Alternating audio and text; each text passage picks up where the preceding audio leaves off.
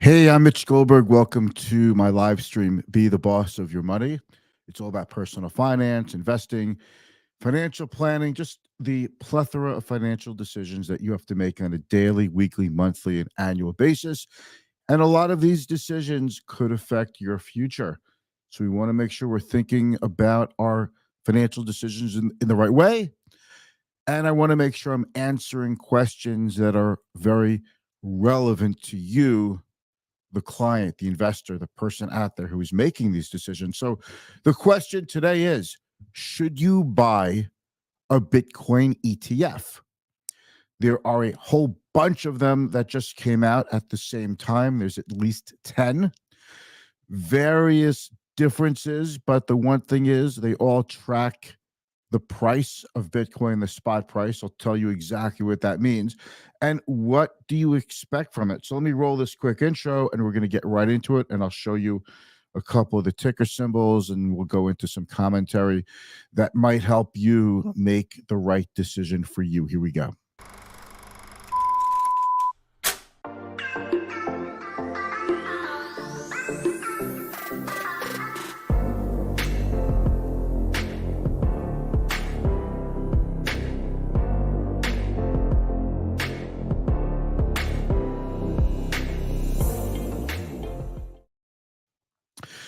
Thank you so much for joining me. I greatly appreciate the time that you have given me on the live stream every day. It means so much to me.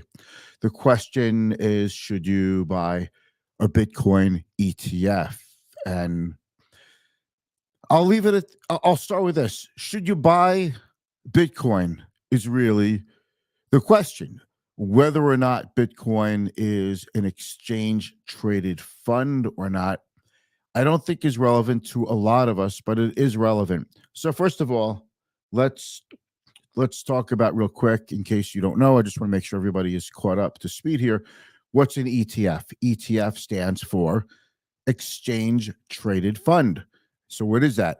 It's like a mutual fund, except a mutual fund, when you buy it or sell it, you get whatever price it is trading at 4 o'clock p.m. every day. With a fund that trades on an exchange, you could buy it and sell it throughout the day. If you buy it at 10 a.m. and sell it at 3 p.m., you may or may not get the same price that you bought it for. It changes if the price fluctuates throughout the day. And there are lots of exchange traded funds, lots of there's lots of funds that track lots of different kinds of assets.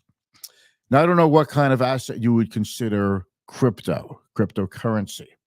Bitcoin is the king of the cryptocurrencies, but far from alone. There are well over 10,000 different cryptos available.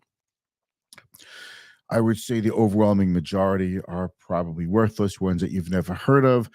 But people are putting these out hoping that theirs catches fire. And if someone has a lot of it, I know this sounds a little sinister, but I think this is what goes on. People try to come up with a new crypto, they pump it up somehow, and pump and dump scheme, the pump and dump scheme, and they hopefully can get out of it at a higher price, not really worried about where it goes after that, because they got out and they made theirs, and that's that. I am very wary of crypto to begin with, and this is not a blanket call. This is just my own feelings about crypto. I used to speak extensively about crypto. In fact, the first thing I did every day when I started the show for years, I would give you an update on the general markets, the general exchanges, and I would also give you an update on the crypto market. So just to be clear, you can't invest directly into an index like the S&P 500, but you could invest into a security that tracks your mimics index. But with crypto, you could invest directly into Bitcoin, or you could invest into an exchange traded fund. So I think the biggest innovation that has happened since I've been in the business, I started in the securities industry very early, 1990. What's changed, the innovation is that you could invest in anything at any time and anywhere. You want to buy palladium and something that tracks palladium, you could. You want to buy, Italian or Chinese stocks, you could do it. You want to buy manufacturers of, solar panels and solar technology, you could do it. There's literally an exchange traded fund for practically every way you could slice and dice the stock market. There are broad-based exchange-traded funds that follow broad-based, indexes like the S&P 500 or the NASDAQ Composite or the NASDAQ 100. That's like the triple Qs, right?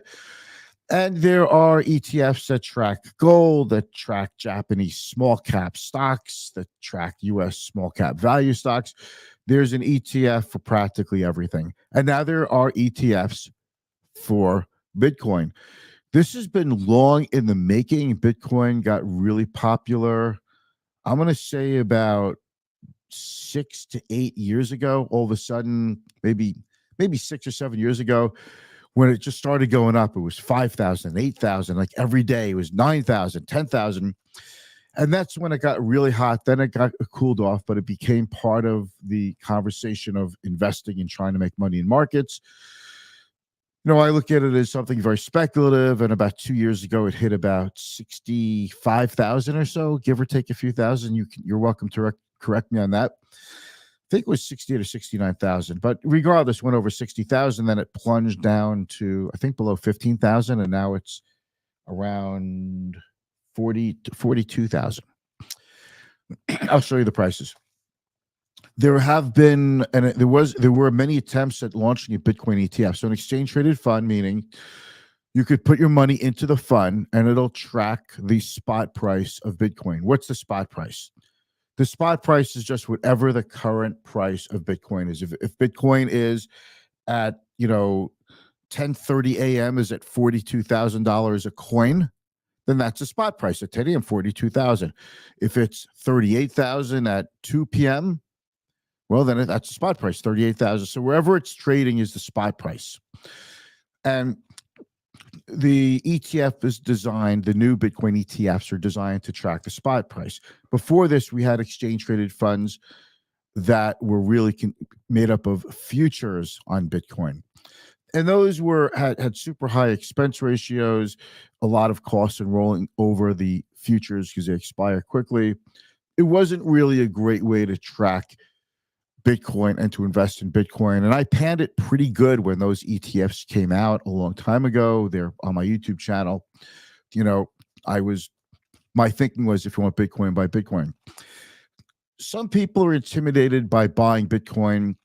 I know this is going to sound not politically correct, but I think if you're someone who is older, who has trouble working a computer, who has trouble with, managing passwords, and you have trouble managing keys, basically like super strong passwords, and you have trouble subscribing to things on the internet, and you're not comfortable with online banking, be it, a small online bank or a big bank, you're probably not somebody who's going to be buying Bitcoin direct, because you have to go open up an account online, and you have to open up a wallet, which is like an account, and hopefully your money won't get stolen, your crypto won't get stolen. There's a little bit of faith involved in that, password protection, multi-factor authentication. So if you're somebody who has trouble with that, you're probably not going to buy Bitcoin. But then again, people who have trouble with all of those, people who have all those troubles that I just described, they're probably people who are generally older. Sorry, I don't mean to be politically incorrect. I'm kind of, I'm in the middle. I'm 56, so I'm not older, I'm not younger. I'm in the middle, right? But I know an awful lot about this stuff, and I'm a very tech savvy individual, just to get that out there. Okay. Hey, look, I'm doing a live stream, right? But now you could buy Bitcoin like a stock, like you could buy gold. There's a ticker symbol GLD. That's the big gold ETF that tracks the price of gold. Whatever gold does during the day is what this ETF is supposed to do. Now there are a whole bunch of ways to track Bitcoin through an ETF. So now you don't have to worry about opening up an account with Coinbase or some other company where you could open up a digital wallet and it's all digital and you send your money directly to them. There's no one to talk to. Now you could call your financial advisor and buy a Bitcoin ETF. You could go online and through any of the various online brokerage firms and buy it there. And it's just like buying any other ETF. It's different what it's made up of course. So the ease of use, I do think serves a purpose. So a lot of people say, why would you pay an expense ratio? Because an exchange traded fund has an expense ratio. Now, the exchange traded funds that are available for Bitcoin, their expense ratios are anywhere from 20 basis points, which is pretty low, upwards to 1.5 percentage points, which I think is pretty high. And there's everything in between. But so why would you pay, let's say, any fund expense to buy Bitcoin in an ETF when you could buy it direct?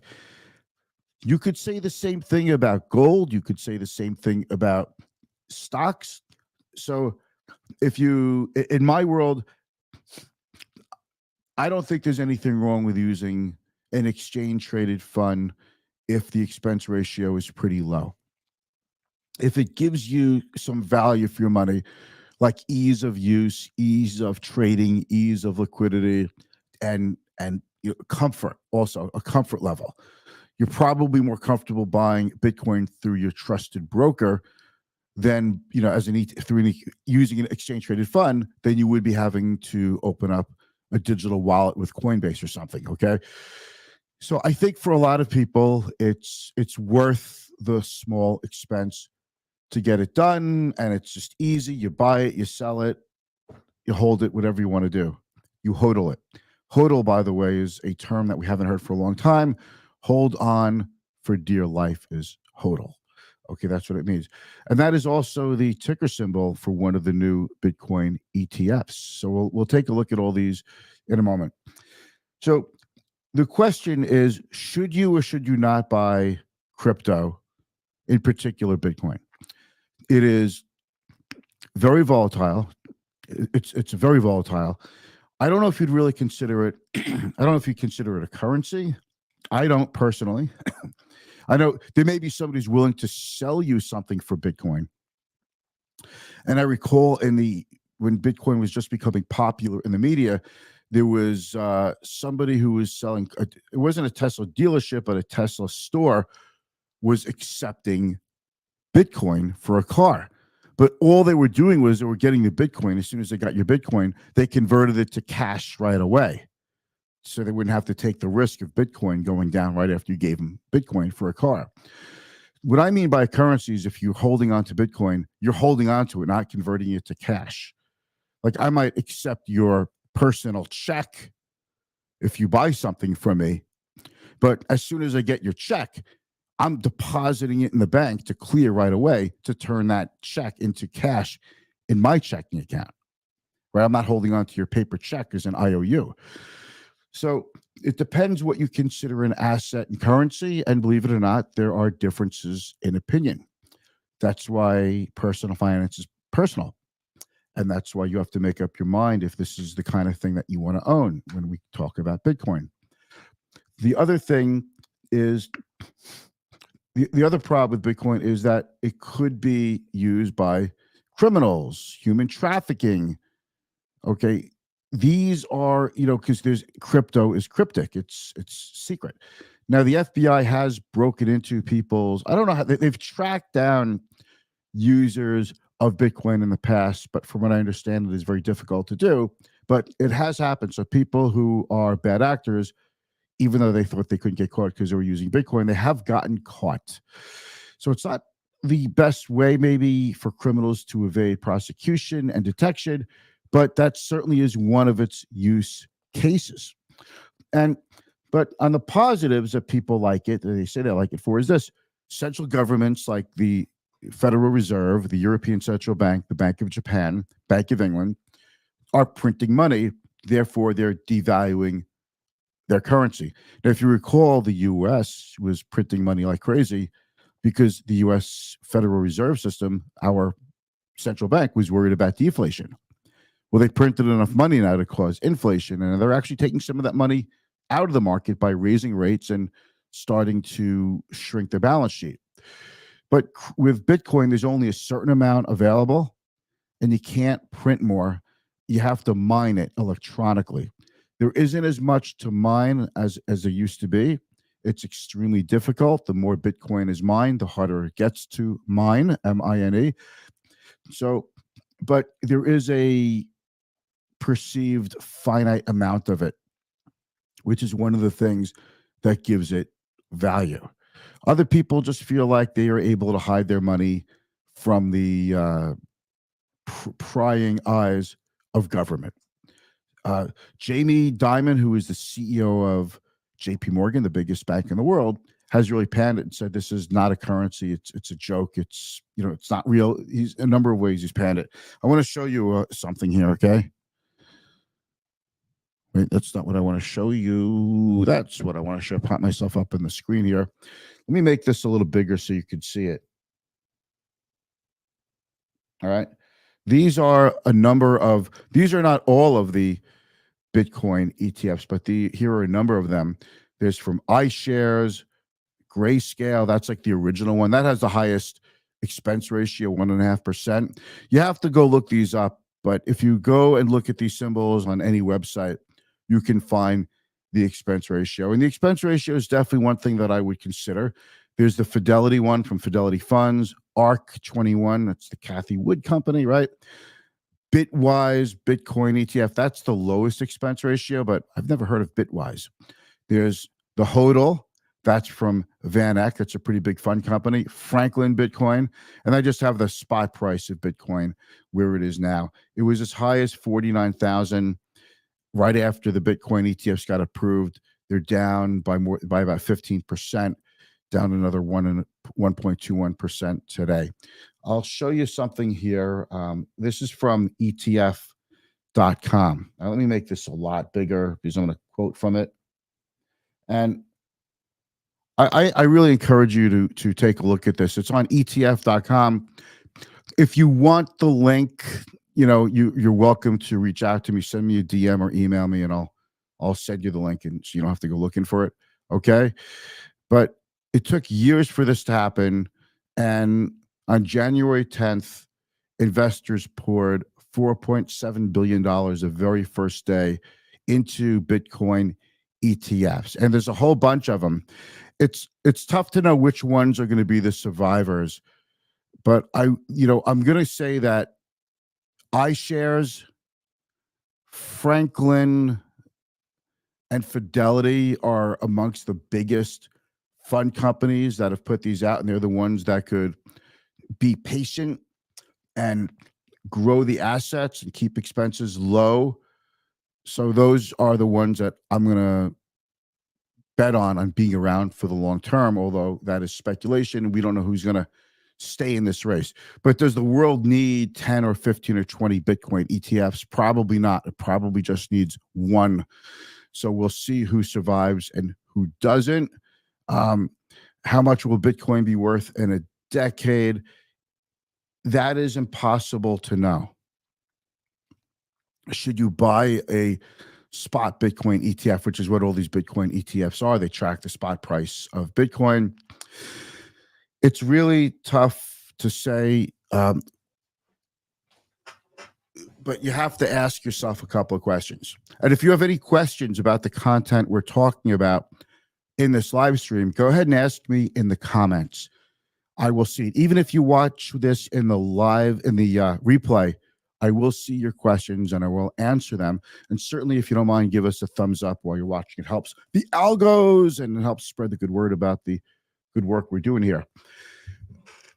If you truly believe that crypto is the money of the future, that Bitcoin is where it's at, then you could bet on your belief system.